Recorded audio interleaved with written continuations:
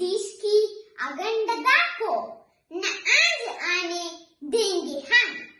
Dear friends, I'm Kenz Omar from Wadirahma. Let me ask you some questions. Have you ever thought why India is so special? What makes India unique? The answer is India's beauty in diversity. And my topic for today is the same.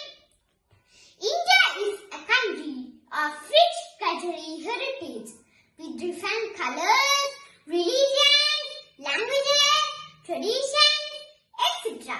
But we live with unity in diversity. Unity in diversity was introduced by Jawaharlal Nehru, the first Prime Minister of India. It is an expression of harmony and unity. Our spirit of unity is what gives us independence. We must always learn and remember our history to understand what are vast heritage and traditions we have, which now many people are trying to break. Our food, our dress, our languages, our festivals, each and everything reflects our diversity.